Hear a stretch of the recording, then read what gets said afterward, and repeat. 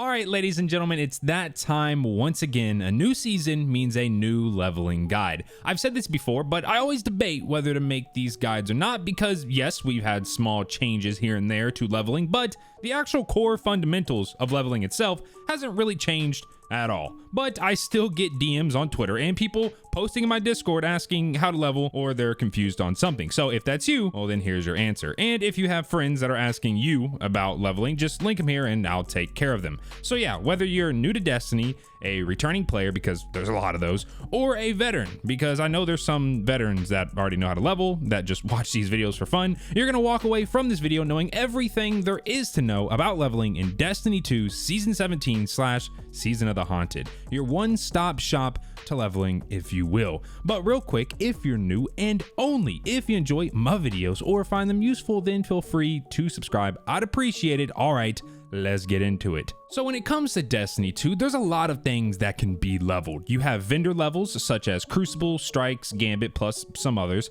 Season Pass levels, weapon levels, which got added with weapon crafting in Witch Queen, artifact mod levels, and the big one, power level, which is actually just your gear level plus your artifact bonus level. So you can technically count those as like 2 to 3 more. Now, I am not going to be covering the following vendor levels, or they're also like known as ranks for like vendors and stuff, as you just play whatever activity that vendor is associated with, plus it tells you right on screen what you do to level up when you're interacting with said vendor. Season pass levels, as you just need to get XP, and I will be discussing how to get XP, so just apply what I say there to your season pass.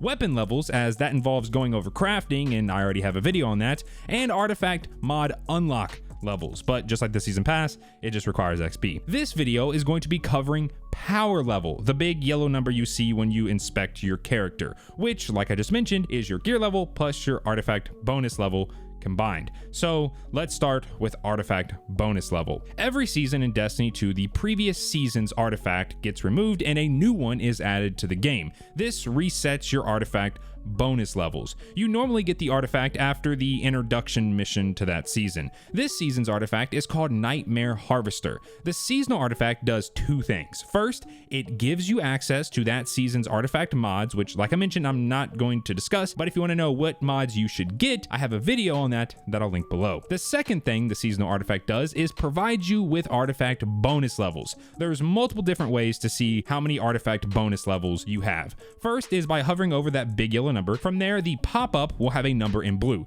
That's how many artifact bonus levels you have. Then down at the bottom of that same pop-up, you'll see an XP progression bar with how much XP you currently have out of how much XP you need to get another artifact bonus level. The next way is by hovering over your artifact and it'll tell you in blue how many artifact bonus levels you have, though the XP bar at the bottom of this pop-up is not the same XP bar as the one you just saw. This XP bar is for your artifact mod unlocks. And finally, you can also preview your artifact, and in the bottom right there will be a diamond shape. Hovering over it will show once again your artifact bonus levels and both XP bars that we just discussed, that being your artifact bonus levels and your artifact mod unlock levels. Why are there so many ways to see the same information? I couldn't tell you. Now, you should also know that you can get as many artifact bonus levels as your heart desires. There is no cap. Also, I've been saying artifact bonus levels even though on screen it says power bonus levels. They're the same thing, but I feel like calling them power bonus levels might confuse some people because your power level is your gear level plus your artifact bonus level, which we're currently talking about. We're about to talk about gear level combined, and calling it power bonus level might have some people thinking they should add it to the big yellow number when in reality it's already calculated within that big yellow number / your power level. Okay, so now that you know what artifact bonus levels are, how do you level it up? Well, you need to earn XP. Now, I'm not going to explain what XP is, as if you've played any online game like ever, then you're probably familiar with XP, but I will tell you how to earn it. In Destiny 2, you can earn XP by doing pretty much anything. Do a strike, XP. Complete a patrol, XP. Beat a mission, XP, so on and so forth. But just playing the game normally is not the fastest way to get XP. The 2 best methods to earn XP is by completing seasonal challenges and doing bounties. To see the seasonal challenges, just head to your quest tab and select seasonal challenges. Do them and bam, tons of XP. Like actually, you get so much XP from seasonal challenges. Then bounties. Well, there's a lot of them and from a lot of different vendors. I'm going to link in the description a site that will show you every bounty and how much XP it gives. And the last thing to know about XP is when you earn XP, it is applied to everything that requires XP. So if you were to earn 100 XP, your season pass would get 100 XP, your artifact bonus level would get 100 XP, your artifact mod unlocks would get 100 XP, so on and so forth. Nothing is split, everything gets the full amount. Now, I know I just said that was the last thing, but if you want to get bonus XP, there are some ways. First is the Ghost Shell mod Blinding Light. Just have it on your Ghost at all times for a 12% XP boost. Then Shared Wisdom. You get this by just being in a fire team. You can tell when you have it when you inspect your character, and it literally says Shared Wisdom. Also, if you own the season pass, you have an XP bonus boost that increases the more you rank up your season pass. Also, the season pass XP boost, there's like a separate one for like fire team, Shared Wisdom, and all that stuff. So technically you would want to join someone that's a higher level than you on the season pass to get the most amount of XP from Shared Wisdom, but I really don't ever worry about it. I just make sure that I have Shared Wisdom. All right, so with artifact bonus levels and XP out of the way, let's talk about gear levels. This is the one that people normally get confused on. Hovering over the big yellow number once again will show you your gear level. It's the white number followed by the word gear. This number will change based on the gear you currently have equipped. The game gets this number by taking all your pieces of gear, so all your weapons and armor, adding them up, then dividing by 8 because you have 8 pieces of gear. Or in simple terms, it's just averaging all your gear. Now, if you were to do this yourself with a calculator, and sure, like, go for it, you can do it. I've done this before, just, back when I was learning how to level so I could get a full understanding and grasp of it. You'd more than likely get a decimal. You might get a solid number, but more than likely you'll get a decimal. Now, normally how simple math works is that if you get a decimal, but you need a whole number, you just round up if that decimal is 5 or higher. But in Destiny, you round down. Always round down. It doesn't make sense, but neither does having 3 different ways to see the same information. Okay, so now how do you actually increase your gear level? In order to understand how to increase gear level, you must understand the 4 gear level caps. First is the floor. This isn't really a cap, but I thought I'd mention it. The floor is 1350. This is the lowest your gear can currently be in Witch Queen. So if you're brand new to the game and wondering why you're not, let's say, level 0 or something, like you've never played before, it's because 1350 is essentially 0. It's the floor. And if you've played Destiny before, but not at all since Witch Queen, so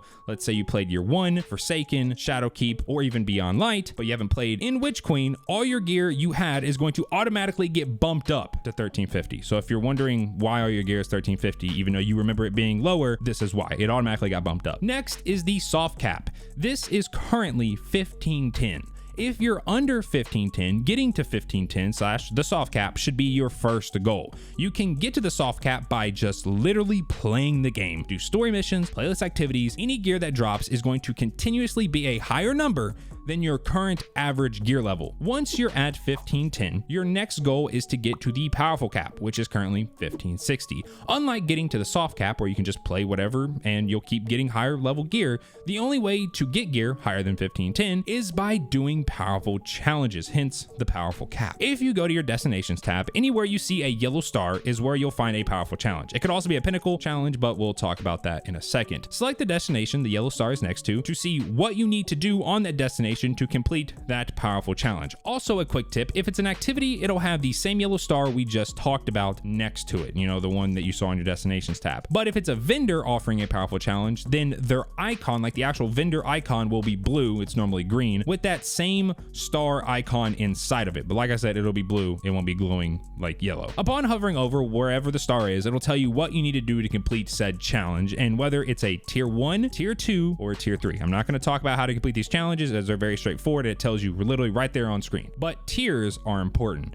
Tier 1s award gear plus 3 levels over your average gear level. Tier 2 is plus 4 and tier 3 is plus 5. Also, pinnacle challenges, I promise we're about to talk about them. But if you're not at the powerful cap, so you're not 1560 yet, and you do one, it'll award a plus 5. Now, whenever you're doing your powerful challenges, trying to get to the powerful cap, you're going to want to do them in order from tier 1 to 3. This is because of a lovely thing called RNG and trying not to get absolutely RKO'd by it, though you probably still will. Let me give you a quick example. Let's say all your gear is a flat 1540, like every single piece. Then you go and do a powerful tier 3 and you get a helmet. Now, all your pieces of gear are still 1540 except your new shiny helm, which is 1545, because remember, tier 3s are plus 5 over your average average gear level. Then you go and do a powerful tier 1 and RNG slaps you in the face and gives you another helm. That helm is going to be 1543 and it's completely useless because you just got a helm that's 1545. So yeah, do them in order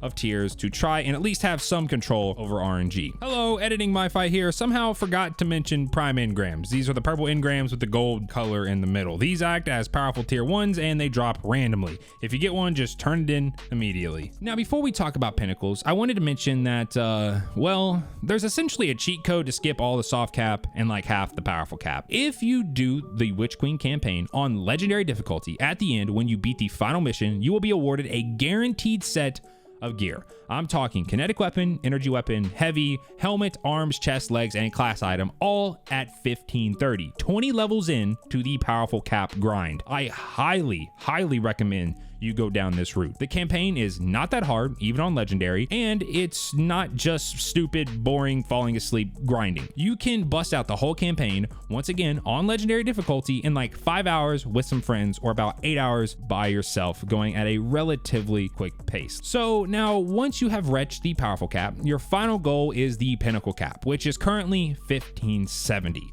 Now, I'm going to keep this short because getting to the Pinnacle Cap works just like getting to the Powerful Cap, except it's only a 10 level increase, whereas Powerful is from 1510 to 1560, Pinnacle is from 1560 to 1570, and instead of tier 1s, 2, and 3 that award +3, +4, and +5 respectively, there's only 2 tiers, 1 and 2, and you can probably guess what they award, +1 and +2. So you can kind of see how, even though it's a shorter level gap, the pinnacle rewards and the gear that they offer are much smaller. So instead of getting a +3, +4, +5, you're only getting a +1 and +2. Now, unlike powerful challenges, which state what tier they are, like right there on your screen, Pinnacle Challenge do not. But no need to fear, as I'll just tell you, and it's pretty easy to grasp.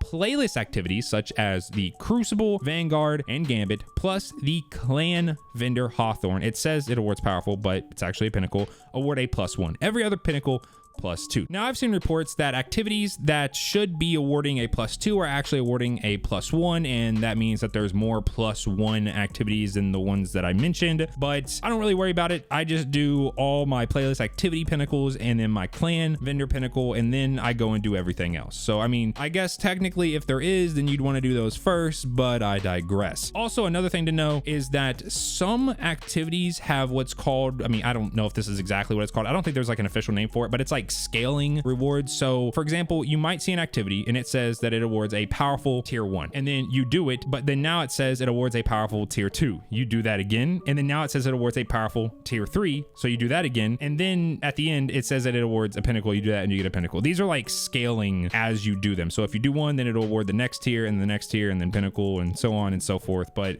there's only a few activities that actually do that. But as long as you're doing all of your stuff in order, trying to get to the powerful and the pinnacle cap, then that will never be a problem. Hello, editing myfi here again. Wanted to quickly mention the newly added weekly rotating raids / dungeons. Essentially, it's gonna work like this. The newest raid and dungeon will always be pinnacle, so like they won't rotate. Remember though that the raid is a pinnacle after every encounter, where the dungeon is powerful after every encounter until boss, which then it'll be pinnacle at boss. Then for older raids and dungeons, if it happens to be that week's featured raid / dungeon, it'll be nothing until the final encounter, then it'll be pinnacle. Also, one final thing to know about gear leveling: you do not need to have the highest level gear equipped on your character for the game to know your highest possible level and correctly award you powerfuls and pinnacles. It can be in your inventory, your vault, or on another character. Also, if you don't want to bother with trying to keep track of what your highest level gear is and what piece of gear is dragging you down or what you need, download Destiny Item Manager. From there, click on the number with the helmet icon next to it under the character you're trying to level, and a box will pop up showing you your highest level gear and whether they are above or below your highest average gear level. Seriously, like, this site makes leveling so much easier. I've been using it for years. Now, just take your gear level and add your artifact bonus level, and that is your power level. But yeah, that is essentially everything you need to know about leveling and how to level in Season of the Haunted. Let me know what you think about the leveling system down below. In my opinion, it's boring, and it needs a change. Bungie has been making small changes here and there to reduce the amount of time you spend leveling, but still, leveling definitely needs a revamp in my opinion. And I think it's coming because we used to get a 50 level increase every season. Now it's 10. And then with Witch Queen, where, you know, we're kind of used to having to grind a bunch our levels because it's like a brand new expansion. They added the legendary campaign, which essentially just lets you skip half the grind. So I definitely think a change is coming, but I just really hope that it actually is.